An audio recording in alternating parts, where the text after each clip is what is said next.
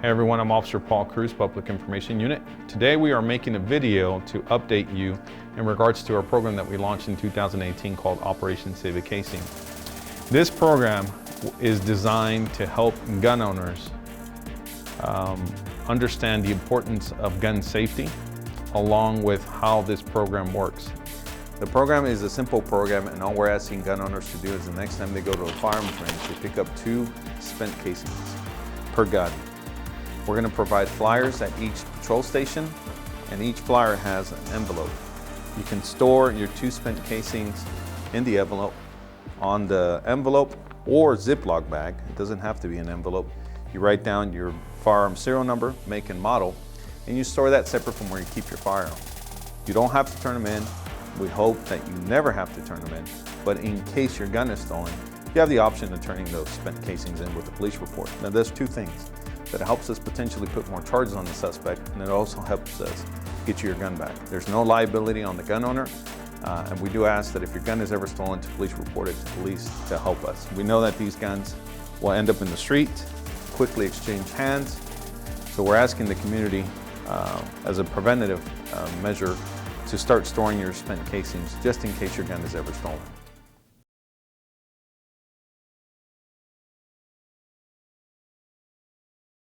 Operation Save a Casing is a voluntary program. I think it's a good program, and it is a program that the citizens can use to help us with our investigations. No time do we want the cartridge casings unless there is the unfortunate situation where the citizen had their firearm stolen.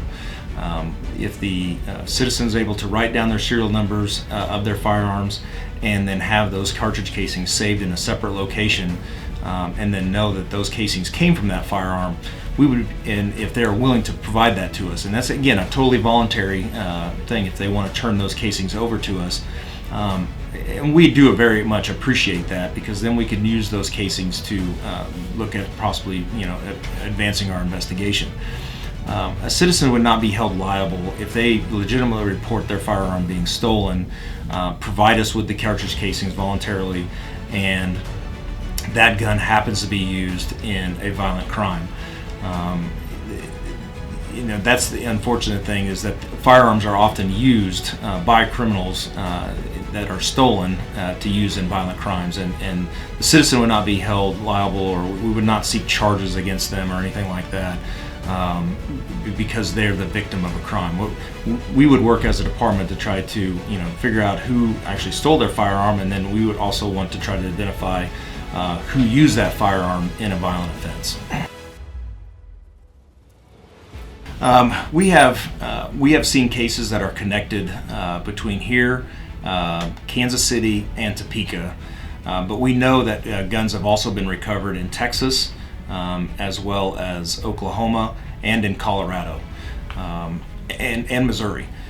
So we have seen that these guns do make it outside of the state of Kansas on a regular basis, and we can assume that those guns unfortunately are being then used in violent crimes.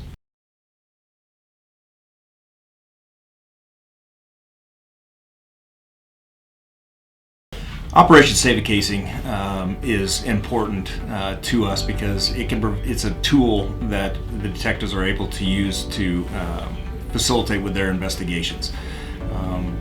I know it could be a lot of questions concerning turning over cartridge casings to an officer at the scene, but with those casings that you save through Operation Save a Casing, if you have the unfortunate situation where a firearm is stolen from you, that can assist us, because these firearms are turned around and used almost immediately to commit violent crimes, unfortunately, within the city of Wichita and the surrounding towns.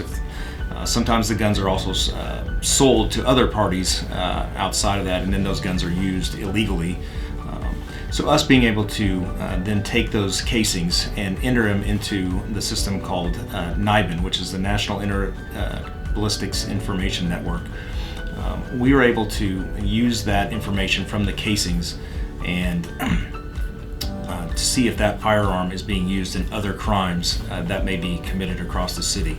So you can imagine that us being able to link other incidents and possibly identify a suspect with those cases is a huge part of moving forward and possibly making an arrest and providing closure to not only victims of violent crime, but to improve the safety